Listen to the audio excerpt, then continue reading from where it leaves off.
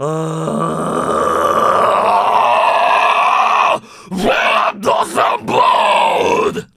you trying to screaming or growling for the first time? Have you tried but struggled to get it right? Or maybe you can already scream but want to improve your techniques. This video is going to really help you out. In this video, I will explain in detail how to approach basic screaming techniques that will help you become a technical vocalist. By the end of this video, you will have valuable tips whether you are just starting, having trouble, or already good at screaming and growling. Now let's get into the main content.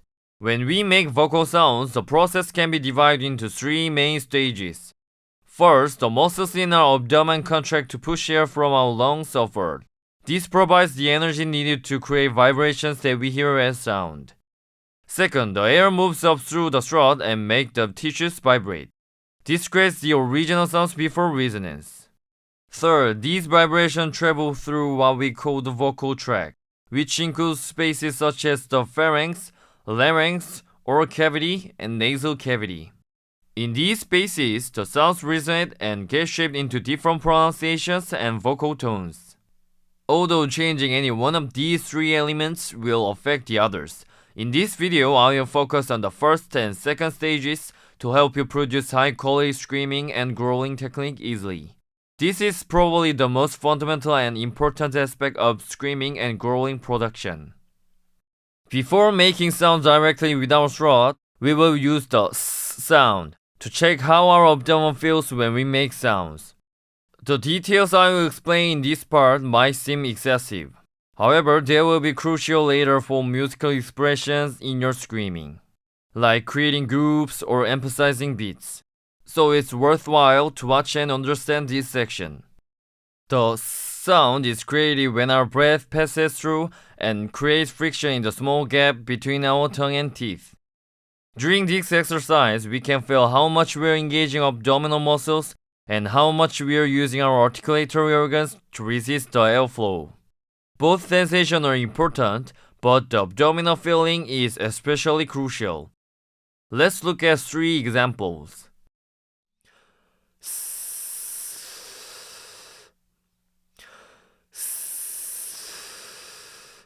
In this first example, I'm winding the gap between my tongue and teeth in the sound. This increases the amount of air flowing out per second. You can feel your abdomen contracting faster as a result. But I'm not adding more muscle force to push the air out.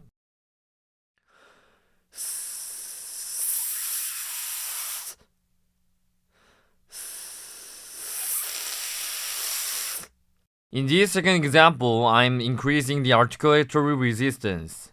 The air output rate and abdominal contraction speed remain the same. So air output rate unchanged and abdominal contraction speed unchanged. But the abdominal contraction force increases.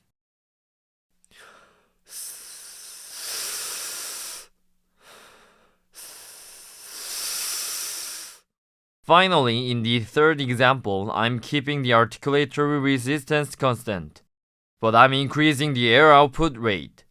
This causes the abdominal contraction speed to increase, and I'm also increasing the abdominal contraction force. This third approach is the sensation we will use to produce basic screaming. Now let's start making actual sound with our throat. The approach of using sighs to learn screaming can be found in many other screaming tutorials. However, in this video we will check more detailed aspects. We will examine common mistakes together, helping you take your sounds to the next level. Basic screaming comes from applying the third abdominal sensation method.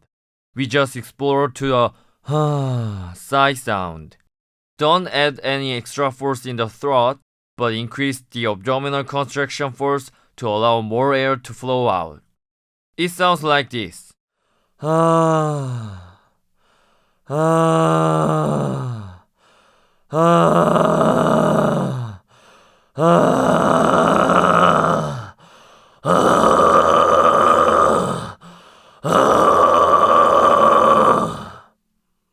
However, mistakes in this initial sigh sound can lead to screaming that doesn't work, sounds poor, or creates a balance that makes technical vocal play difficult.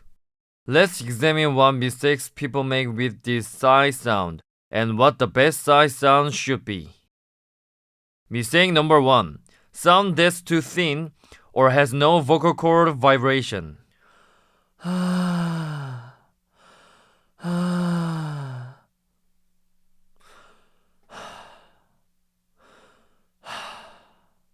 We want to achieve a powerful scream, so starting with a sound that's too breathy or lacks vocal cord engagement will result in a thin or weak screaming sound. Mistake number 2. Sighing with too wide a pitch range.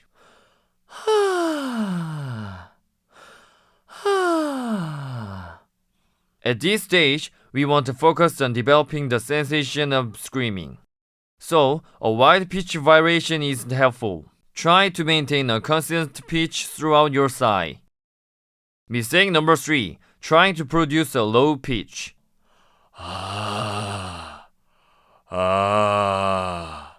When following along with my demonstration, don't try to match my exact pitch.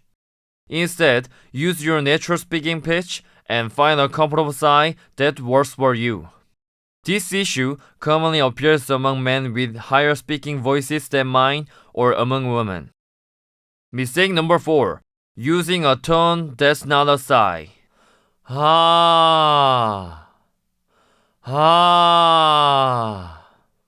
You might make this mistake when trying to focus on multiple elements at once. There are approaches to screaming that use a bright, dense speaking tone, but that's not what we're working on here. Now, let's revisit a good example of the sigh sound and see how it transitions into screaming.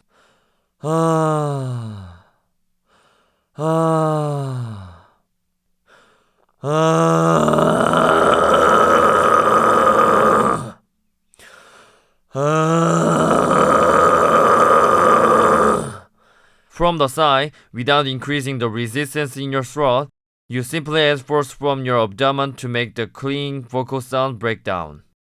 It's beneficial to practice with the mindset of creating a constant sound, as we are training the vocal instrument.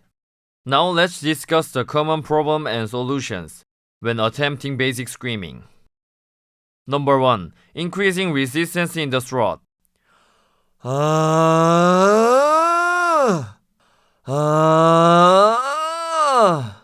When transitioning from a sigh to basic screaming, it's crucial to keep the resistance in your throat constant.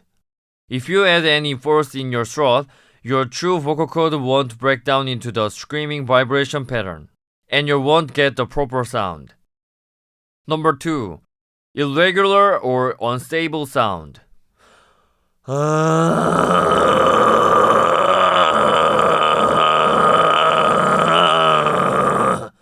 As mentioned earlier, consistency is important when treating your voice as an instrument. Since this technique involves multiple sounds occurring simultaneously, this issue will resolve with practice. Number 3. Too much your regular voice is audible.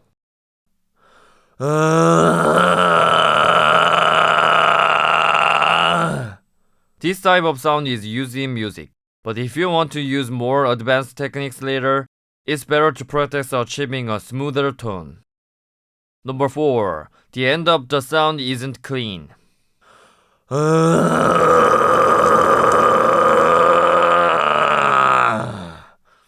You might unconsciously finish your sound this way when you're running out of breath. It's better to cut up these ending parts cleanly. Number 5. Closing your jaw too much. It's better to use a clear pronunciation, not For beginners, it's beneficial to practice for a short period with frequent repetition to improve quickly. You might experience some tickling or slight stinging in your throat, which is normal and not a major concern.